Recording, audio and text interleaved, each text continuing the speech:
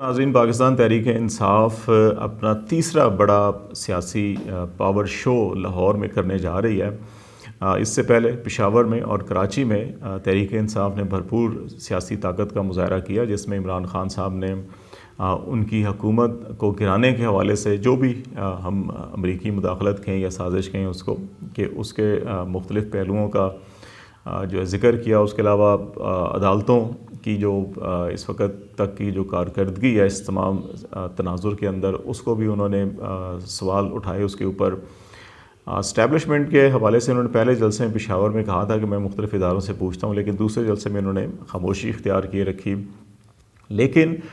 ابھی فواد چودھری صاحب نے جو میڈیا پہ بات چیت کی ہے اور اس میں یہ کہا ہے کہ اسٹیبلشمنٹ سے تعلقات حکومت کے خراب ہو گئے تھے، جس کی وجہ سے ان کی حکومت جو ہے وہ آج نہیں ہے۔ اور اس کا مطلب یہ بھی لیا جا رہا ہے، بہت سی جگہوں پہ یہ بحث کی جا رہی ہے کہ کیا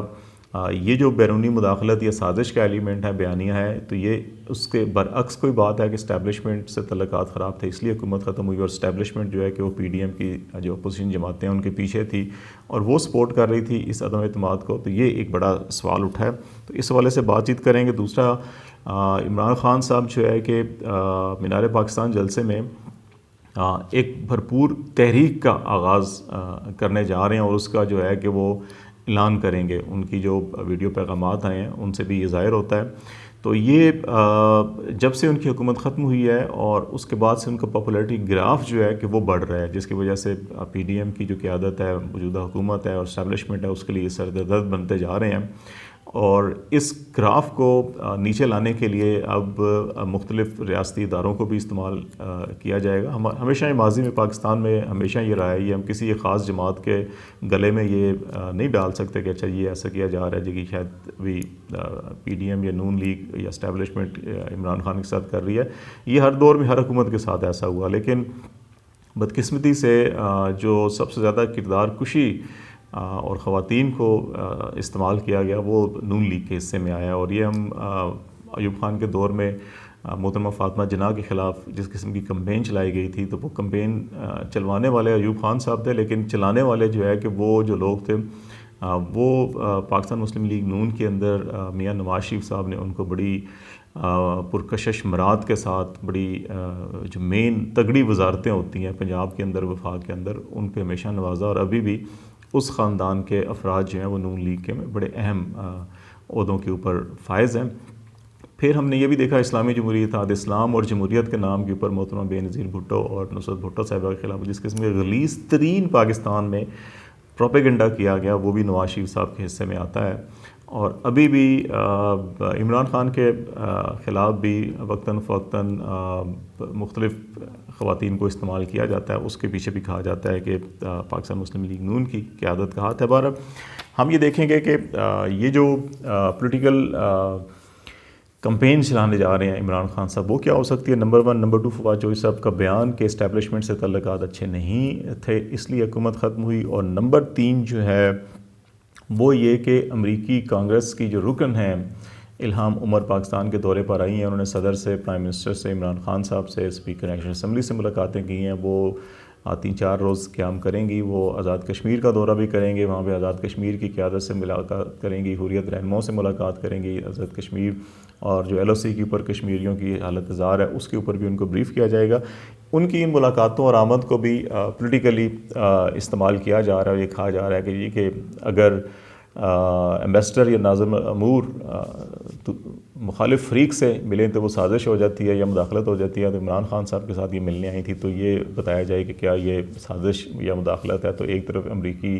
سازش کا بیانیہ امریکہ کے خلاف پروپیگنڈا کیا جا رہا ہے، اور دوسری طرف امریکی کانگریس کے لوگوں کو ویلکم کیا جا رہا ہے۔ تو اس حوالے سے بھی بات چیت کریں گے کہ الہام عمر کون ہے، ان کے دورے کا مقصد کیا ہے اور ان کا بیک گراؤنڈ کیا ہے، وہ بھی ہم بات کریں گے۔ پہلے بات کر لیتے ہیں عمران خان صاحب کے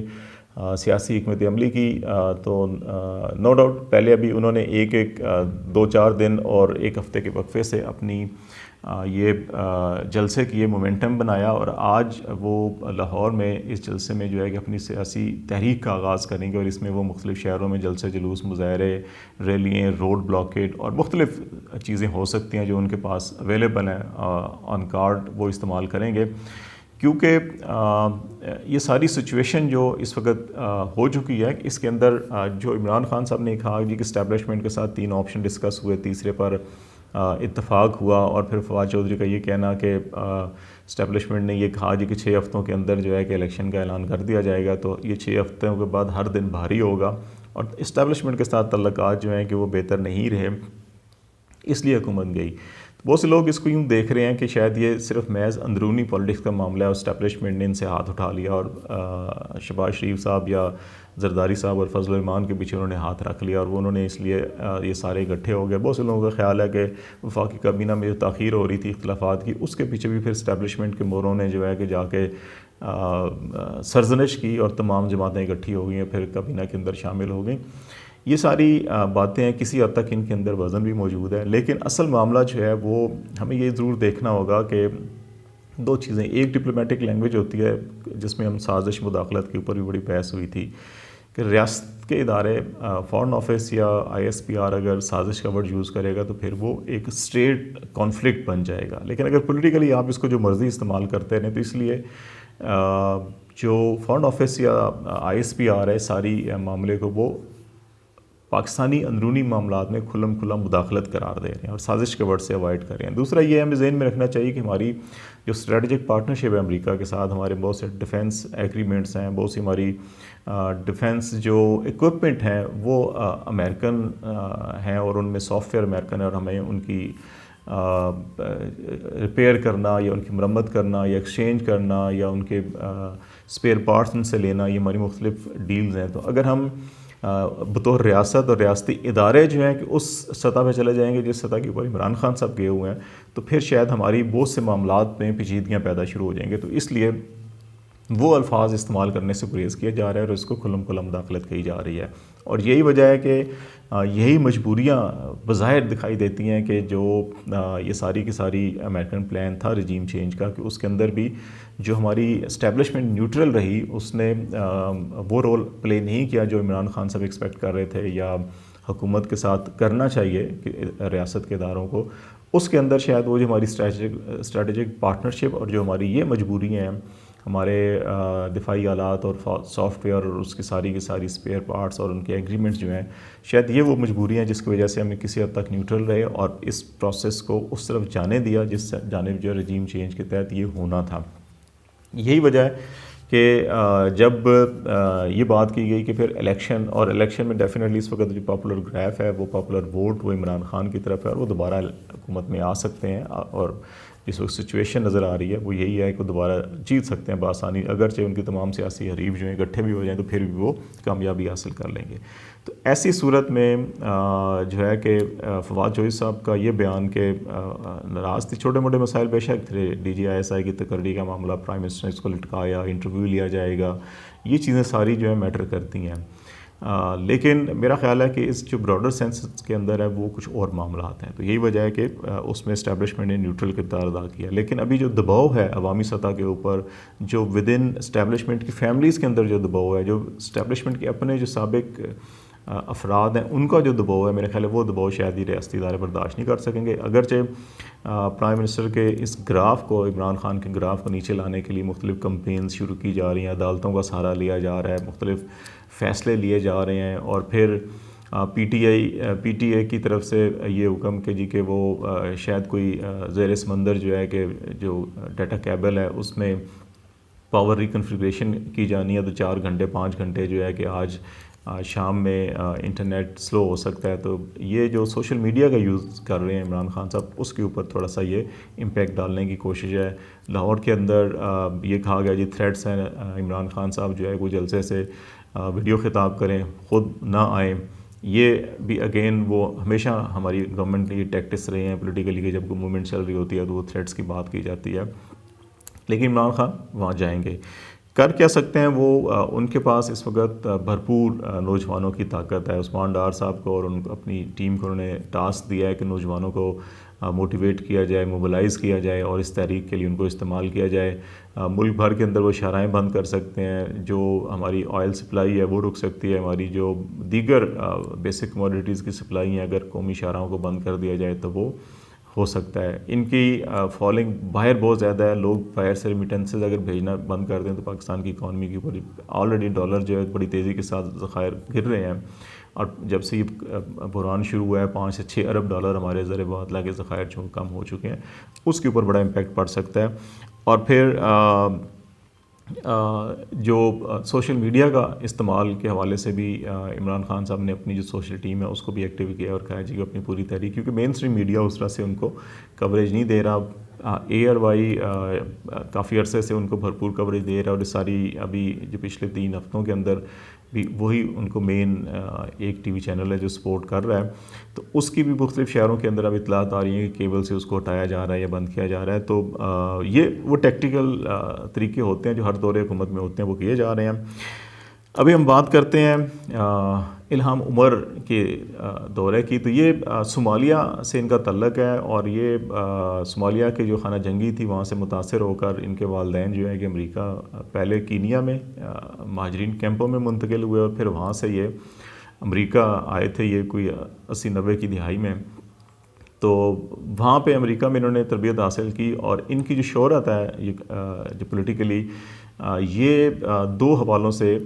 بڑا اہم کردار ادا کیا ہے. ایک تو فلسطین میں جو اسرائیلی جارحیت ہے اور اسرائیل کی آبادکاری ہے, مسلمانوں کے خلاف مظالم ہے, اس کے اوپر بڑی آواز اٹھائی انہوں نے, اور جو امریکہ میں کمپین چلی رہی تھی ان میں بڑی ووکل تھی. یہ ٹویٹ سوشل میڈیا کے اوپر کرتی رہیں اور بڑا ایکٹیولی اس میں حصہ لیا, جس کی وجہ سے اسرائیل نے ان کے اوپر, اور ایک اور امریکی کانگریس کی رکن ہے وہ بھی مسلمان ہے, خاتون ہے, ان دونوں پر اسرائیل میں داخلے پر پابندی لگا دی تھی. ایک دفعہ انہوں نے وزٹ کرنے کی بھی کوشش کی تو وہاں پر کیا گیا. دوسرا یہ جو امریکہ کی دنیا میں جو پالیسیز ہیں ایکسپینشنز کی, جو فوجی اڈے بناتے ہیں مختلف جگہوں کے اوپر, اس کو انہوں نے بڑا کرٹیکلی اس کے اوپر انہوں نے تنقید کی, بڑے بیان جاری کیے اور بڑا ووکلی اس کے اوپر آواز اٹھائی کہ امریکہ کو اپنی حفاظت کے لیے دنیا کے مختلف خطوں کے اوپر اڈے بنانا, وہاں پہ اتنی ڈیفینس ایکسپینڈیچر کرنا, اور پولیٹیکلی یہ امریکہ کے خلاف جاتا ہے جب یہ مختلف خطوں میں اڈے بناتے ہیں اور وہاں پہ کارروائیاں کرتے ہیں. تو یہ ان خطوں میں امریکہ میں نفرت بڑھتی ہے, تو اس لیے اس پہ بھی بڑا انہوں نے آواز اٹھایا. اور پھر تیسرا اسلاموفوبیا کے حوالے سے بھی ان کا ایک کردار رہا ہے. تو اسی تناظر میں یہ پاکستان میں آئی ہیں. ڈیفینیٹلی یہ پارلیمانی سطح کے اوپر بھی سفارتکاری کا ایک طریقہ ہوتا ہے کہ وہ ایک ایسی خاتون جو ہے پاکستان میں آ رہی ہیں جو مسلمان بھی ہیں, ان کا بیک گراؤنڈ بھی ہے, وہ فلسطین کے لیے آواز اٹھاتی ہیں, ہیومن رائٹس کے لیے آواز اٹھاتی ہیں, وہ اسٹوڈنٹس کے لیے تعلیم کے لیے, مفت تعلیم کے لیے آواز اٹھاتی ہیں, وہ امریکہ کے فوجی اڈوں کے خلاف آواز اٹھاتی ہیں دنیا بھر میں. تو یہ وہ سلوگنز ہیں جو عمران خان صاحب بھی اس وقت لے کے چل رہے ہیں. تو اس لیے یہ ان کی ان سے ملاقات آلریڈی شیڈول پہلے سے طے تھے, درمیان میں یہ سارا کرائسس آیا اور وہ اب آئیں تو یہاں ملاقات بھی کی, اور عمران خان کو بھی انہوں نے یہی کہا کہ ان کا جو اسلاموفوبیا کے حوالے سے جو کردار ہے وہ اس کو بڑا اپریشیٹ کرتی ہیں اور اس کو سپورٹ کرتی ہیں. کشمیر میں جائیں گی, کشمیری عوام کی جو مظالم ہو رہے ہیں اس وقت انڈیا کے اندر, اس حوالے سے بھی وہ ان کو ایک جائزہ رپورٹ پیش کی جائے گی, اور پھر امریکی کانگریس میں یہ اس کے لیے بھی کشمیر کے لیے بھی آواز اٹھائیں گے. تو میرا خیال ہے اس کو ہمیں اپریشیٹ کرنا چاہیے کہ ایسی خاتون مسلمان جو امریکی کانگریس کے رکن ہیں, اور جو ان ایشوز کے اوپر جو ہمارے بھی مسائل ہیں اس کے اوپر اگر ہم آواز ہیں تو ہمیں اس کو اپنی طاقت بنانا چاہیے, ریدر دین کہ ہم اس کو پولیٹیکل ایشو بنا کے اپنی پوائنٹ سکورنگ کریں. تو ہمیں ایک تو یہ کرنا چاہیے. دوسرا اہم بات یہ ہے کہ سیاسی اختلافات اپنی جگہ, لیکن میرا خیال ہے کہ اگر چیزوں کی کہیں انڈرسٹینڈنگ تھی, کمٹمنٹ ہوئی تھی, اور تمام فریق اگر یہ مانتے ہیں کہ ارلی الیکشن ہی اس سارے کرائسس کا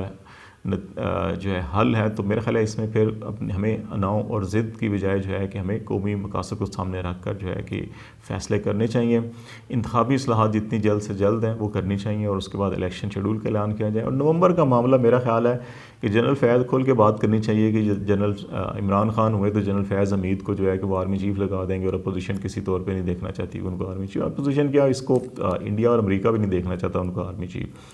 میرا خیال ہے کہ آرمی چیف فیض حمید کی جائے کسی بھی ABCD کو لگا دیں. جو انسٹیٹیوشنل پالیسی ہوتی ہے وہ بڑی میٹر کرتی ہے, انڈیویجول پالیسیز ان پوزیشنز کے اوپر پیچھے چلی جاتی ہیں.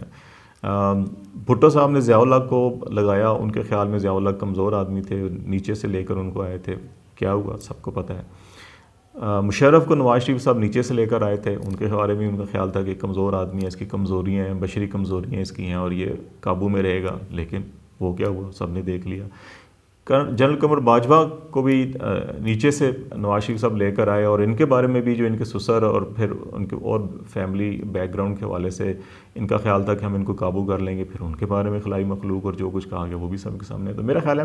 کہ افراد اس میں میٹر نہیں کرتے، ادارے میٹر کرتے ہیں۔ ہمیں اداروں کو رسپیکٹ دینی چاہیے، اداروں کی ان پٹ